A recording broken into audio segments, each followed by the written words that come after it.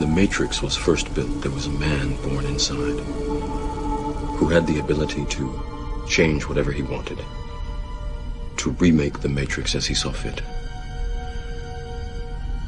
It was he who freed the first of us, taught us the truth. As long as the Matrix exists, the human race will never be free. After he died, the Oracle prophesied his return, and that his coming would hail the destruction of the Matrix. Because this is an illusion. That means this ego, this explorer, is a creation. It's made up. But you, the internal energy of us, the spirit, the essence, this is what we're after. We're after the awareness of that, which never changes, never judges, never seeks, never labels.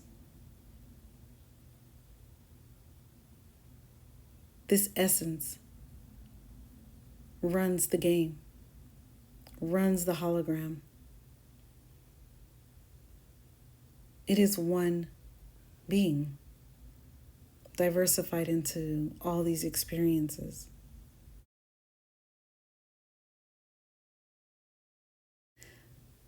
What is the purpose of this life? The purpose of this life is to reach excellence and perfection. That's the reason we incarnated.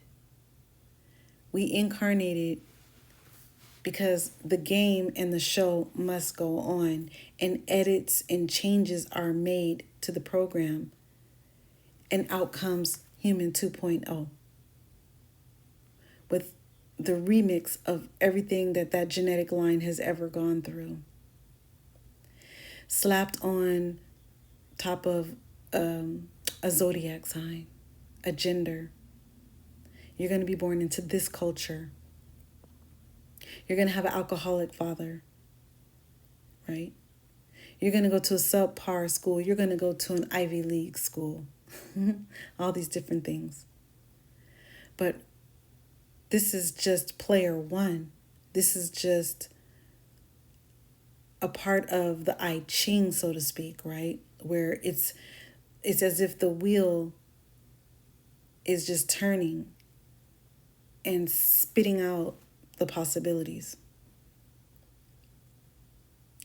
And the reason it feels like we're in a prison is because of how diverse the game has become, and how word magic and masters of the waveform have learned about the cave and the cosmos and how to organize an electric body or a lost star based on geometry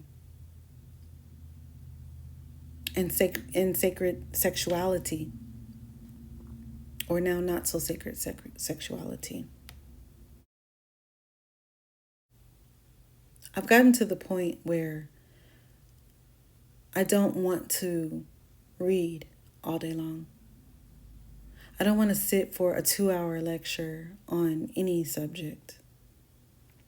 I'm not interested in acquiring or accumulating or hoarding more possessions or money.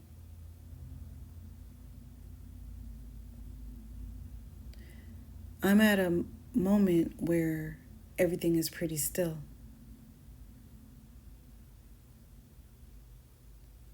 My body is active and I'm busy planting a spring garden, tending animals. I'm busy making meals and I still work and I make videos. But my mind is still. And I no longer multitask. I pay very close attention in conversations. I am here. This player one, is ready. And I realized that as I've gotten even more still, I can see what's happening. I can see the reality as it pixelates, but I can also see it as it's sliced. It's sliced into pictures in a horizontal, a vertical, and diagonal. Almost I can only see 8 at this moment. But all the different bisections of a circle, I can see it. How the frame is set. Is to recognize the patterns. Because just as there are billions of people, there is a billion possible worlds or more. In this lucid dream, being still and silent will reveal to you everything you need to know. And then suddenly we realize that there is no separation between ourselves. There is no other. There's no difference.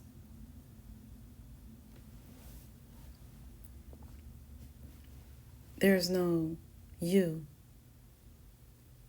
or me.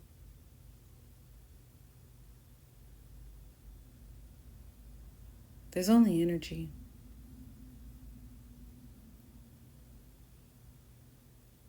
And what we see is not what we think it is.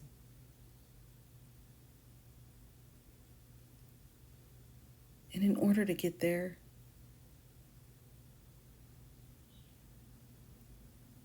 it just feels like you have to let your mind slip a little bit.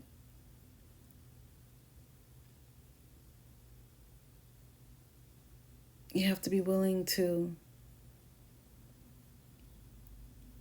be so into yourself, believe so much in yourself, know so fully who you are, the good, the bad, the evil, the in-between, whatever you actually are right now, and trust that this is what you were meant to be right now. And when you get still and slip away from so much certainty in the temporal world, you begin to see the silliness of it. The silly arguments and disagreements and likes and dislikes and preferences and hates, judgments, fads, all the pitfalls that it took to get you to this point. And you'll feel like it's a happy silly because it's an experience that grows the matrix. It's an experience that achieves over time excellence and perfection.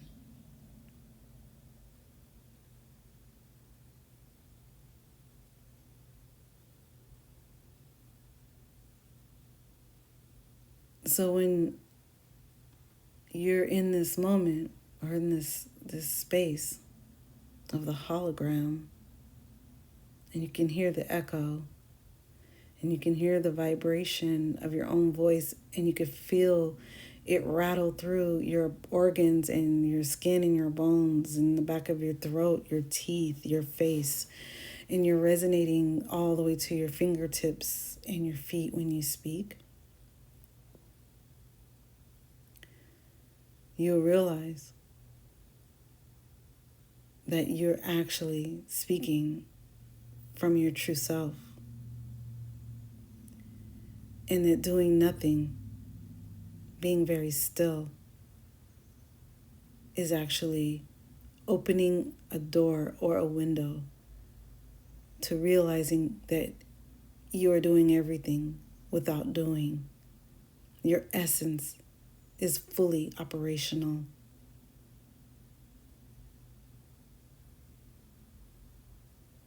And your perspective has been small as the doer, but you are not the doer.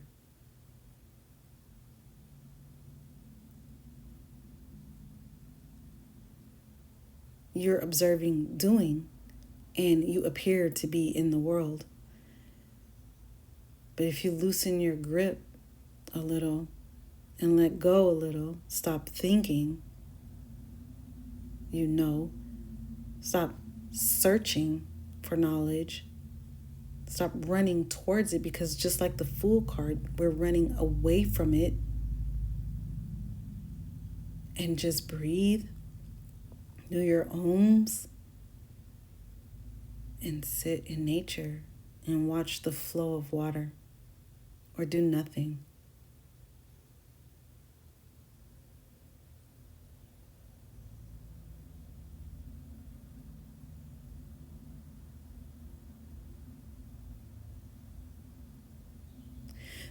It's not only liberating,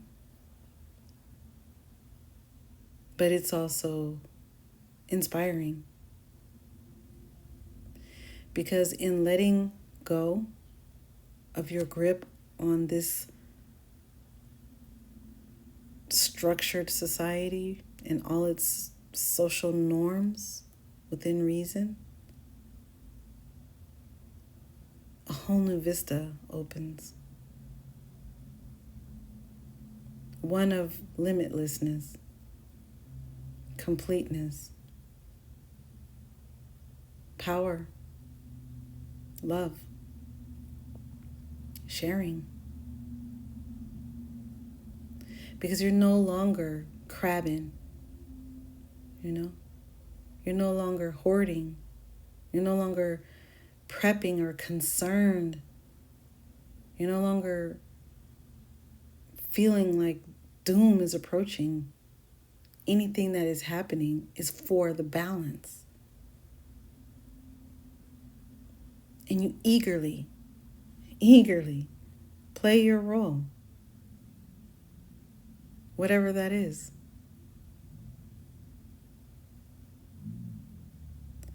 So when we get to this point, we still investigate what's going on in the world. We are keen to be excellent in all we do. We seek the perfection of radical acceptance of ourselves. And of course, the perfection or excellence of not being triggerable, having control over the explorer. This is the point of getting to know ourselves. This is one of the points of shadow work,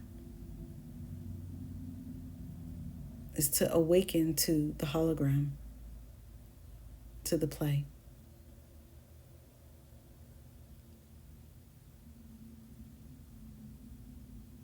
That way, whatever stories we hear, no matter how they sound, no matter how terrifying or lovely they sound, we realize that that too is just another movie. And all these stories keep the matrix going through energy siphoning, through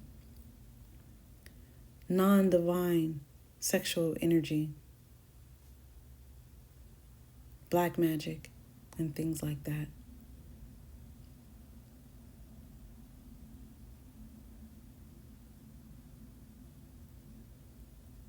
When you get to this point, you'll realize something really incredible about consuming. You'll realize your addiction to consumption, not just literature or knowledge, but food, drink, love, companionship, activities, entertainment. But you'll realize before you even experience any one of those things, that you already create the experience in your mind. It's already preloaded before it occurs. Before you take a taste of mango, you already taste the mango because it's a program.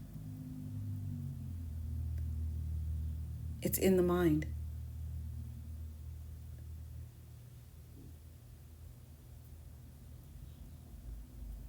When you get to this point, you may want to stop meditating altogether, because when you meditate, you feel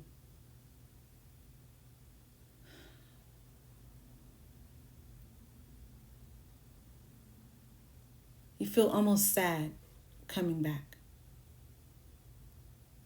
Not that there's something wrong with being here, but that meditation is almost, well, I should say, depending on the type of meditation you do, is almost an escape from dealing with the reality of being in the experience. And so when I say you're feeling sad, it's better to be said that in deep meditation, where you're alert and your view is exceptional,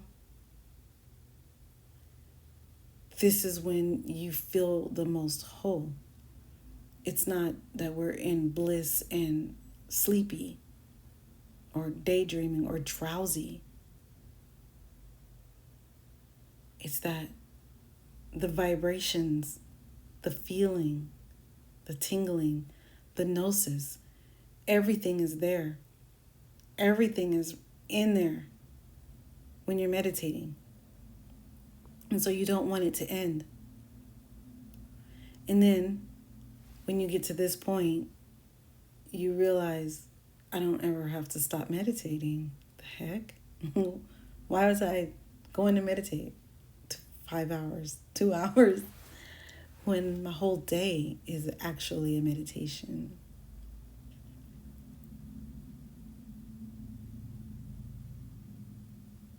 If we take our time, we'll realize that fact.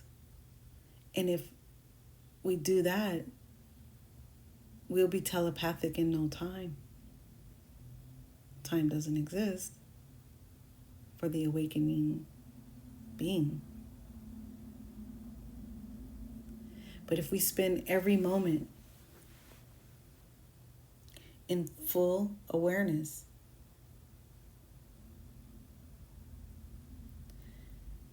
in wholeness, in truth,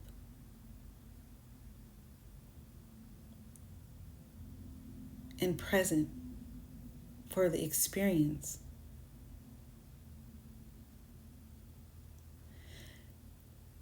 silencing our mind, we are no longer using thought. We'll just know. We're no longer collecting information.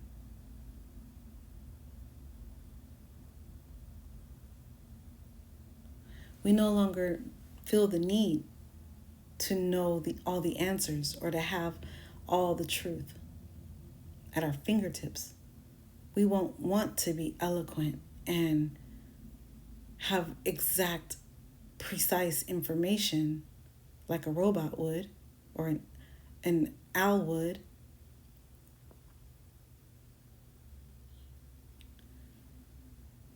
We would be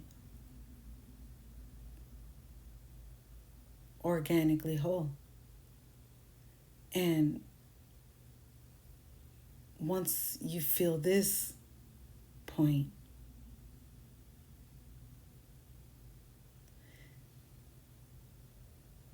you'll see yourself as the creator. You'll see how it couldn't have been any other way. You'll see your whole self. You'll see the ego, the body, the mind, the soul, the spirit, the essence, all as one thing. holding your mental space on all that is, which is.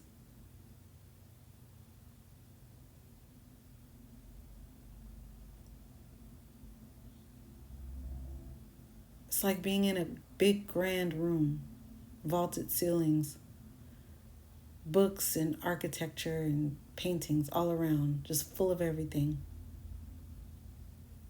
with a light that is brighter than any light, and a window, the tiniest, smallest window.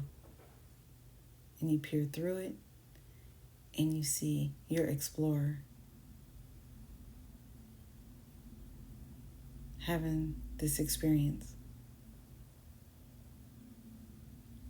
Because the window is so small, the perspective of your explorer is limited. Not knowing it has access to everything in that bigger, grander room, which is lit from its own light. But you, as the being who is all, sees all, and is all, and even knows the ego explorer person is not limited. And the whole thing is you. And so when you get to this point,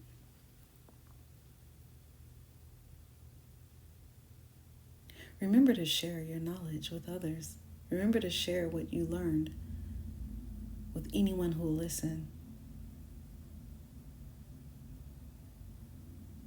And remember to be real. Just be real, because the whole you, explorer you, is the whole self. Just have to change your perspective.